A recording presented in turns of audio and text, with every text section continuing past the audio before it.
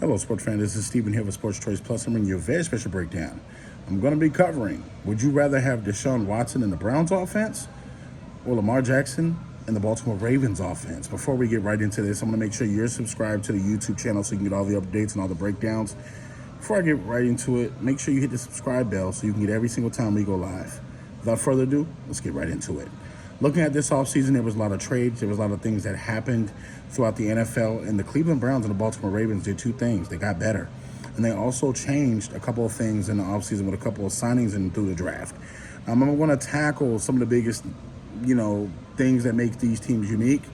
And I'm going to start out on one side. We're going to start out with the Cleveland Browns. When you look at the likes of Deshaun Watson, one of the best young quarterbacks we've seen in the NFL since being drafted out of Clemson and Houston. As we know the story and the backstory of the off-the-field stuff, that's the way he got to Cleveland.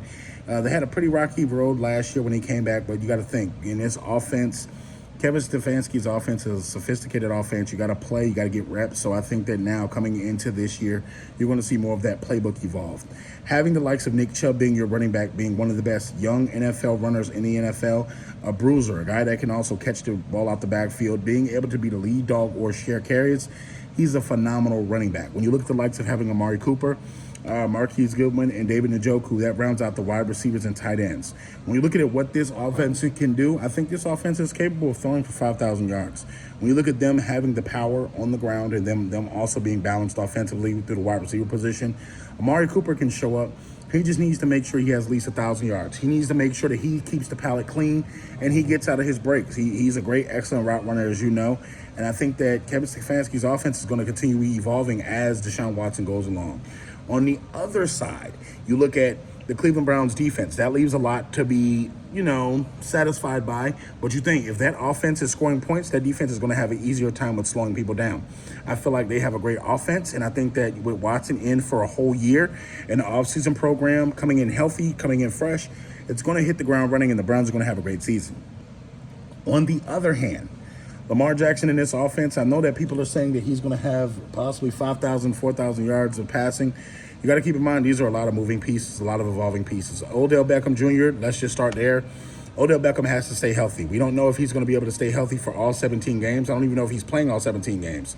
Nelson Aguilar has a history of drops. I don't know how many drops he's going to have, but I feel like his drops are going to be monumental in them losing a couple of games. Rashad Bateman is coming back from injuries. Again, he's not proven anything yet, even though he's had a couple of good catches in a couple of good games. And Zay Flowers is a rookie, unproven. You look at the likes of J.K. Dobbins. He's not a lead running back, but he's sharing running responsibilities with Gus Edwards. You got to think, if J.K. was that guy, you wouldn't really have a need to heavily foster on another running back. He's had a lot of injuries in his young career as well. And you look at Mark Andrews, possibly the best pass catcher on the Ravens organization. Look at him being the steady hand for Lamar Jackson. And let's talk about Lamar. Being able to burn on the ground or being able to throw through the air. He's a phenomenal MVP, former MVP of the NFL, and he could do a lot of things. So when I'm looking at this, the Ravens offense looks sexier, but the Cleveland Browns is actually what I want to go for, because I feel like there's more proven product on the Browns organization. I feel like, there's a lot of questions. There's a lot of, can Harbaugh really get it done with this one or that one? Can John really get this defense fired up to where they can support the offense at this point? There's a lot of talk, and there's going to be a lot of meshing needing to be done. I feel like Cleveland has a better team that's meshed already. So I'm going with the Cleveland Browns with this one. Again, get in the comment section if you disagree or if you agree. Let me know what you're thinking at Sports Choice Plus on the YouTube platform. Definitely check us out. Get in the comment section. Let your voice be heard. We will see you on the very next video.